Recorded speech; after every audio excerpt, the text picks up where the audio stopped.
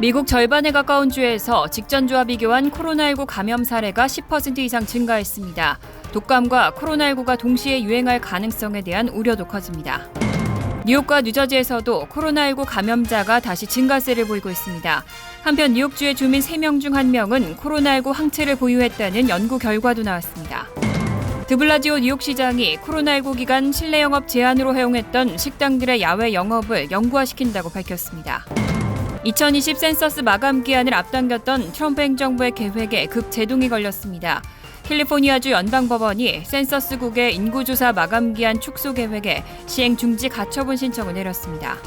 트럼프 행정부가 유학생의 학생 비자를 최대 4년으로 제한하는 개정안을 발표했습니다. 이상은 이 시각 주요 뉴스입니다. 시청자 여러분 안녕하십니까? KBN 뉴스입니다. 오늘 오후 4시 기준 미 전역의 코로나19 누적 확진자는 어제보다 22,618명 늘어난 734만 3,961명, 사망자는 199명이 늘어 20만 9,652명입니다. 이 가운데 뉴욕의 확진자는 774명이 늘어 49만 638명, 사망자는 10명이 늘어 3만 3,225명, 뉴저지의 확진자는 727명이 늘어나 20만 7,977명, 사망자는 4명이 늘어 16,225명으로 집계됐습니다. 첫 번째 소식입니다. 미국 절반에 가까운 주에서 직전주와 비교한 코로나19 감염 사례가 10% 이상 증가했습니다. 18개 주는 안정세를 유지하고는 있지만 11월과 12월 독감 유행 시즌이 다가오고 있습니다. 독감과 코로나19가 동시에 유행할 가능성에 대한 우려도 커집니다. CNN은 존스홉킨스대가 자료를 분석한 결과 50개 주 가운데 21개 주에서 코로나19 확진자가 전주보다 10% 이상 증가한 것으로 나타났다고 보도했습니다. 엘라베마와 알래스카, 콜로라도, 아이다호, 메인과 미시간, 미네소타, 몬태나, 네바다, 뉴저지, 뉴멕시코, 그리고 텍사스와 유타, 워싱턴주, 위스콘신, 와이오밍주에서도 코로나19 감염자가 증가세를 보였습니다. 특히 위스콘신의 경우 지난 26일 2,817명이 새로 확진 판정을 받아 지난 18일 2,533명 이후 또다시 최고 기록을 세웠습니다. 이에 비해 18개 주는 비교적 안정세를 유지하고 있고 애리조나와 루이지애나, 테네시와 조지아, 플로리다, 버지니아, 메릴랜드, 커네티컷, 로드아일랜드 등을 포함한 11개 주는 감염 사례가 전주보다 10% 넘게 감소했습니다. 다만 워싱턴대 의과대학 보건계량분석연구소는 11월과 12월 미국에서 코로나19 환자 증가세가 가속화할 수 있다고 경고했습니다. 연구소는 예측 모델에서 현재 700명대인 일일 사망자가 12월 말엔 3,000명까지 급증할 수 있다고 전망했습니다. 특히 독감 시즌을 맞아 코로나19와 독감이 함께 유행할 수 있는 트윈데믹에 대한 경고도 나오고 있습니다. 뉴욕과 뉴저지에서도 코로나19 감염자가 다시 증가세를 보이고 있습니다. 지난 25일 뉴욕주의 코로나19 일일 신규 확진자는 지난 6월 이후 3개월 만에 처음으로 1,000명을 넘겼습니다. 한편 뉴욕주의 주민 3명 중 1명은 코로나19 항체를 보유했다는 연구 결과도 나왔습니다. 26일 뉴욕 주지사실에 따르면 전날 코로나19 검진을 받은 99,953명 중 1,005명이 양성 판정을 받았습니다. 뉴욕주에서 일일 신규 확진자가 1,000명을 넘긴 것은 지난 6월 5일 이후 3개월여 만에 처음입니다. 26일에는 866명으로 소폭 줄어들면서 증가세가 한풀 꺾였지만 지난 7월 말부터 9월까지 평균 600명대를 유지했던 것과 비교하면 증가세를 보이고 있습니다. 필 머피 뉴저지 주지사도 26일 뉴저지 코로나19 감염자 수가 증가세로 돌아서고 있다며 지역 주민들에게 방역 지침을 따라줄 것을 당부했습니다. 특히 유대인들이 많이 거주하는 오션 카운티 레이크우드에서 최근 확진자 수가 급증하고 있는 것으로 나타났습니다. 이런 가운데 뉴욕주의 주민 10명 중 3명이 코로나19에 노출됐던 것으로 나타났다는 연구 결과가 나왔습니다. 국제의학학술 논문지 더 랜셋의 발표에 따르면 지난 7월 말까지 무작위로 선택된 전국 투석 환자 28,500명의 혈액 샘플을 연구한 결과 전국적으로 10명 중 1명꼴로 코로나19 항체를 보유한 것으로 나타났고 뉴욕주는 33.6%로 전국에서 가장 높은 비율을 보였습니다. 뉴저지주의 경우는 11.9%를 기록했습니다. 뉴욕시가 식당 야외 영업을 영구화시켰습니다. 드블라지오 뉴욕시장은 코로나19 기간 실내 영업 제한으로 허용했던 식당들의 야외 영업을 영구화시킨다고 밝혔습니다. 또 인도와 도로의 전기 난방기도 허용합니다. 25일 빌 드블라지오 뉴욕시장은 코로나19 실내 영업이 제한됐던 중 야외 영업을 허용했던 프로그램인 오픈 레스토랑과 오픈 스트릿 프로그램을 영구화시킨다고 밝혔습니다. 또 오픈 레스토랑을 통해 야외 영업을 하는 식당들이 인근 상점의 동의하에 테이블 배치를 확대할 수 있도록 허용할 예정입니다. 다만 관련 지침은 10월 초에 발표되고 발표 전까지는 좌석 확대가 허용되지 않습니다. 이 밖에 날씨가 추워지면서 야외 영업을 위한 난방기 설치도 허용됩니다. 전기 난방기는 인도와 도로 모두에 허용되고 프로판, 천연가스 난방기는 인도에만 허용됩니다. 특히 프로판 난방기의 경우 뉴욕시 소방국의 규정을 준수해야 하며 모든 난방기는 9월 말 지침 발표 전까지는 배치할 수 없습니다. 그리고 텐트를 설치할 경우 측면이 50% 이상 열린 상태를 유지해야 하고 보온을 위해 모든 면을 덮을 경우에는 실내 영업과 동일하게 최대 수용 인원의 25%로 제한됩니다. 2020 센서스 마감 기한을 앞당겼던 트럼프 행정부의 계획에 급 제동이 걸렸습니다. 캘리포니아주 연방법원이 센서스국의 인구조사 마감 기한 축소 계획에 시행 중지 가처분 신청을 내렸습니다. 더 정확한 집계를 위한 조사 기간이 한 달 더 늘어난 셈입니다.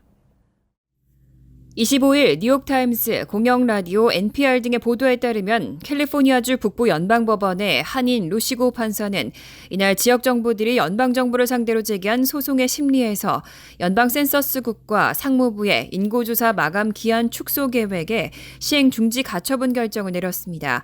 또 인구조사를 당초 예정대로 오는 10월 31일까지 집계하도록 요구하고 12월 31일까지 백악관에 집계 보고하는 것을 2021년 4월로 연기할 것을 지시했습니다. 고 판사는 축소된 마감 기한이 유색인종과 이민자를 포함한 역사적으로 집계가 어려운 그룹에 부정확한 집계 결과를 도출할 수 있고 결국 센서스의 헌법적 목적을 해칠 것이라며 시행 중지 가처분을 내린 이유를 설명했습니다. 다만 법무부는 시행 중지 가처분에 항소할 계획으로 알려졌습니다. 센서스국은 코로나19 사태로 인구 조사와 관련된 전체적인 타임라인을 연장했다가 지난 8월 급작스럽게 마감일을 9월 30일, 집계 보고 시한을 12월 31일로 앞당겼습니다. 지난달에는 센서스에서 서류 미비자를 집계 대상에서 제외하라는 트럼프 행정부의 내부 지침과 함께 트럼프 행정부가 이를 정치적 목적으로 노렸다는 의혹이 제기되기도 했습니다. 이 센서스 서류 미비자 제외 지침은 지난 9월 10일 위법 판결이 내려진 바 있습니다. 11월 대선이 한 달 남짓 남았습니다. 그런데 트럼프 대통령은 연일 대선 불복 포석을 까는 듯한 발언을 이어가고 있습니다. 낸시 펠로시 하원 의장은 민주당 의원들에게 11월 3일 대선에서 당선자가 결정되지 않을 가능성에도 대비해야 한다는 입장을 전했습니다. 트럼프 대통령은 어제 백악관 정례 브리핑에서 선거의 온전함에 대한 민주당의 공격을 깊이 우려한다며 자신이 반감을 드러내온 우편투표와 관련해 각 도시에서 문제가 드러나고 있다는 주장을 펼쳤습니다. 그는 먼저 브루클린에서는 지난 6월 민주당 프라이머리에서 우편투표의 25%가 무효로 결정됐고 지난 5월 전체 우편투표로 치러진 뉴저지에서는 우편투표용지 20%가 버려졌고 4명이 사기로 기소됐다고 강조했습니다. 그는 아울러 플로리다 프라이머리에선 3만 5천 개의 우편 투표용지가 불어 처리됐고 캘리포니아에선 10만 개가 불어 처리됐다며 이건 단지 시작일 뿐이라고 덧붙였습니다. 또 위스콘신에선 부재자 투표용지가 담긴 상자 3개가 배수로에서 발견됐다고 말했습니다. 한편 민주당 소속 낸시 펠로시 하원 의장은 어제 민주당 하원 의원들에게 오는 11월 3일 대선에서 당선자가 결정되지 않을 가능성에 대비하라는 내용의 서한을 보냈습니다. 펠로시 의장은 대선에서 당선자가 결정되지 않을 경우 하원 주 대표단의 과반수로 승자를 결정하도록 한 헌법을 상기하며 민주당이 대표단의 다수가 되거나 공화당이 다수가 되는 것을 막아야 한다고 강조했습니다. 트럼프 대통령은 또 주요 경합지역주에서 부재자 투표를 억제하기 위한 시도를 계속해왔는데요. 위스콘신주 연방항소법원이 오는 11월 3일 대선에서 부재자 조기투표의 우편투표 도착 마감일을 6일 연장하기로 한 연방법원의 1심 판결을 일시 정지시키는 판결을 내렸습니다. 27일 위스콘신주 연방항소법원은 오는 11월 3일 대선에서 부재자 조기투표의 우편투표 도착 마감일을 6일 연장하기로 한 연방법원의 1심 판결을 일시 정지시키는 판결을 내렸습니다.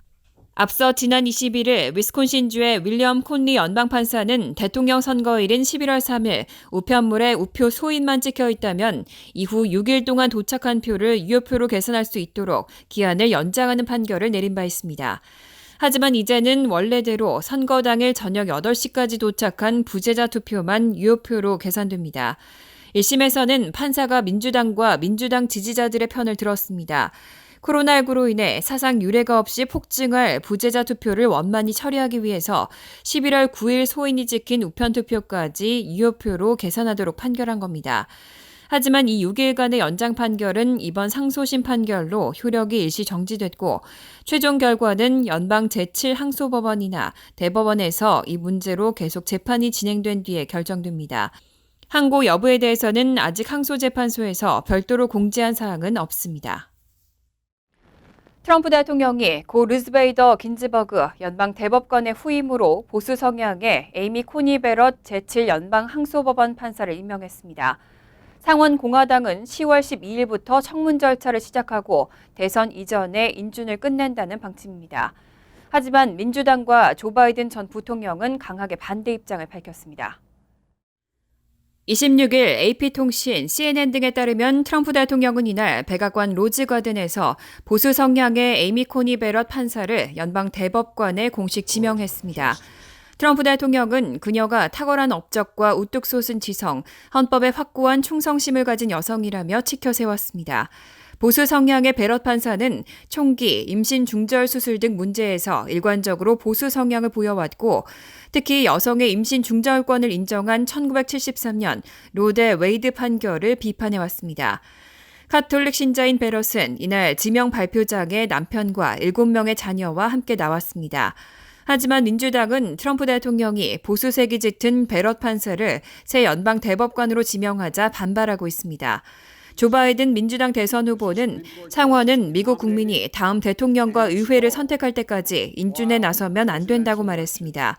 척 슈머 상원 민주당 원내대표도 이번 지명을 강력히 반대할 것이라고 주장했습니다. 다만 상원을 장악하고 있는 공화당은 오는 10월 12일 청문 절차를 시작하고 11월 3일 대통령 선거 이전에 새 연방 대법관 인준을 끝낸다는 방침입니다.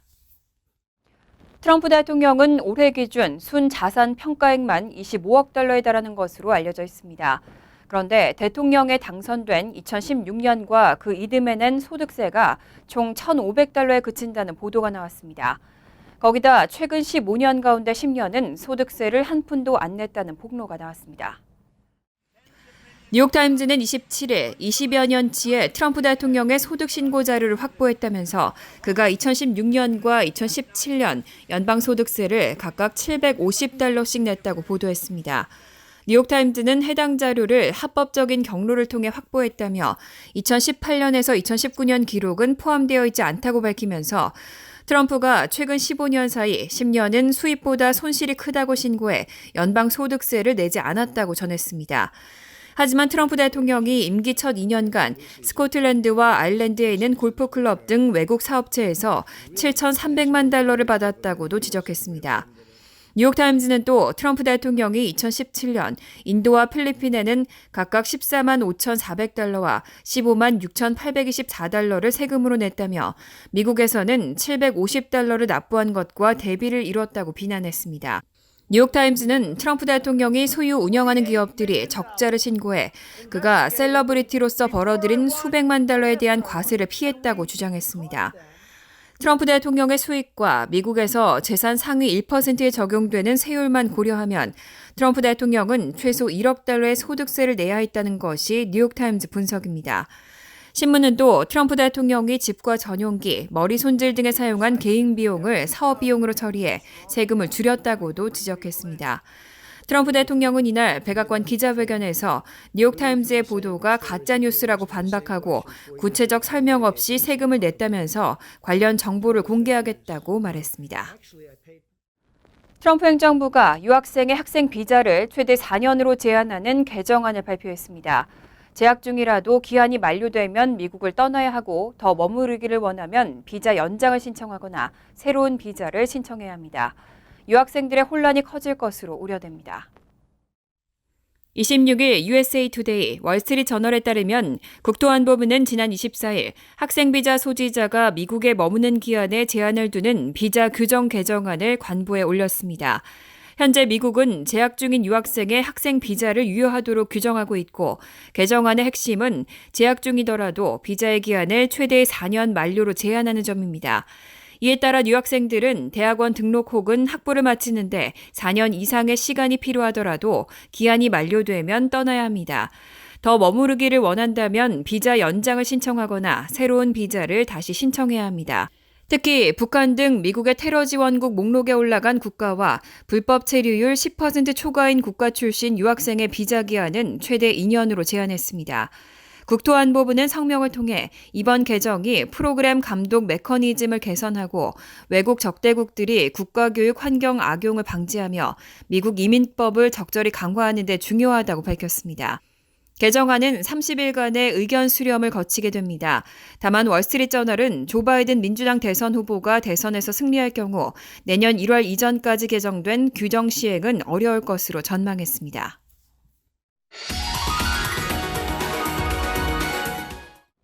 이어서 LA 지역 한인사회 소식입니다.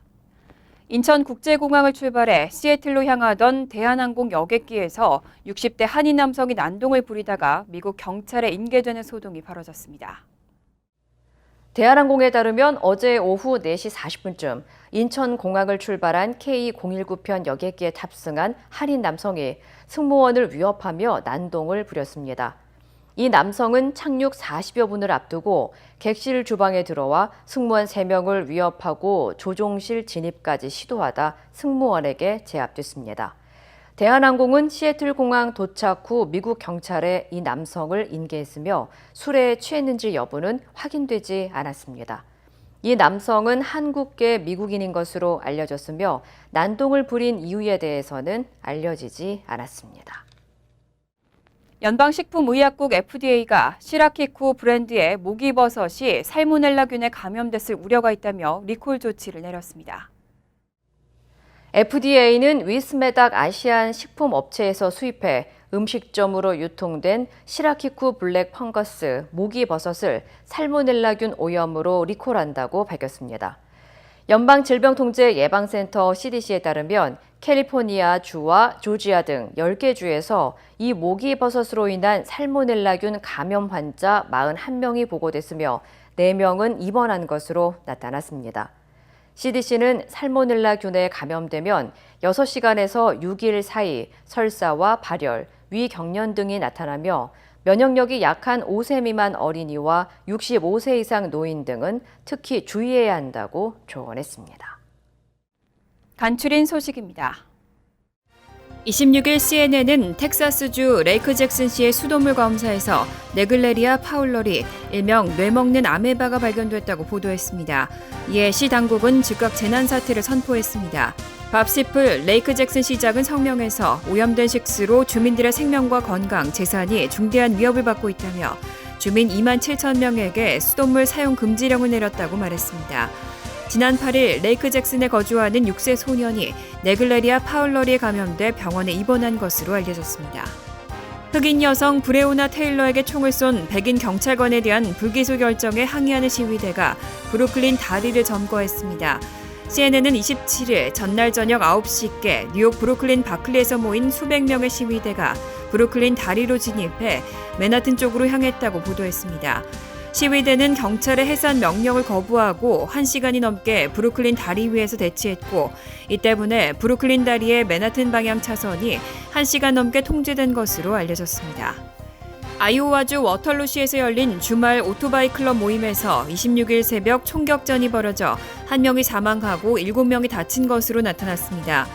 조엘 피츠헤럴드 경찰서장은 워털루시의 한 빌딩 안에서 열린 모임에서 새벽 3시쯤이 지나 일종의 대립이 벌어지면서 총격전으로 이어졌다고 밝혔습니다. 이날 집회는 불법이며 경찰은 누가 그 건물을 임대했는지 총을 쏜 사람이 다수였는지 조사 중이며 아직까지 체포된 사람은 없다고 전했습니다.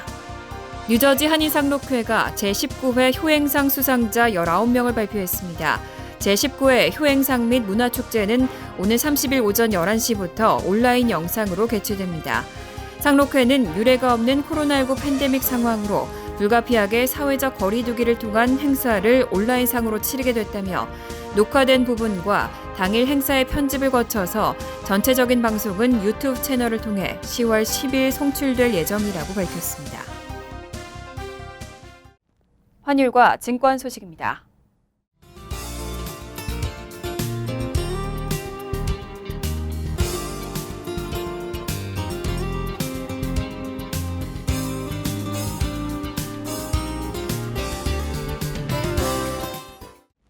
이어서 날씨입니다. 화요일은 오전부터 천둥 번개와 함께 소나기 오는 곳이 있겠고 오후에는 점차 확대되겠습니다.